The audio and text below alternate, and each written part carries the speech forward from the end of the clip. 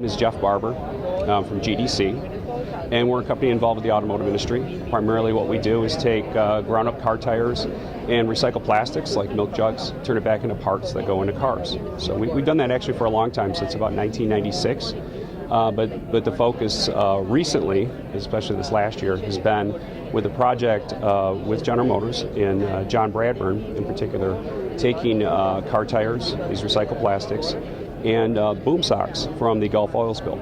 So John found an opportunity with a group of people, and actually 4 different sub-suppliers, suppliers of ours, to take the boom socks from the Gulf and take out the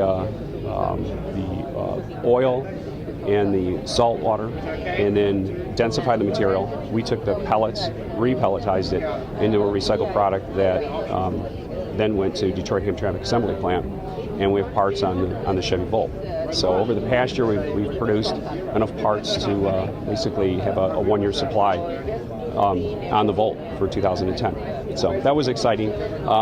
The other interesting development over this past year has been working with a company called Natural Composites, and they would be a supplier of materials that are offal from the coconut shell.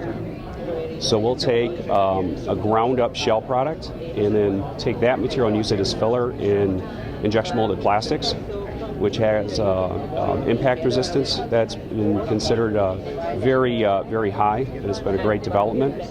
That's in its early stages of development, though, in automotive, and as Governor Schneider said earlier, it takes about 7 years, and we're in year 2. So there's a ways to go there, but the developments have been good. The other is to take the coconut husk fiber and make that fiber into a non-woven that can be used in compressed materials in automotive and in industry. And we do have a few customers around Michigan in the non-automotive sector, and we're trying to develop that. So it's been Can you talk about that, the development in the non-automotive sector of using that material? Yes, one company that's been a customer for about 8 months. We take just a die-cut piece of this non-woven material, and they use it basically to grow plants in it. So they germinate the seed, they grow a plant, and it's for a wall-hanging plant device. And it's one of the few materials that's actually held water and been able to grow the seeds properly. So it's worked out very well. So it had a benefit, as well as obviously we're taking the shells from the landfill. And primarily, and this is another important item, we're taking these shells from third world countries, from areas where there's farmers that are very poor, that have had a difficult time disposing of this material, and a difficult time earning an income.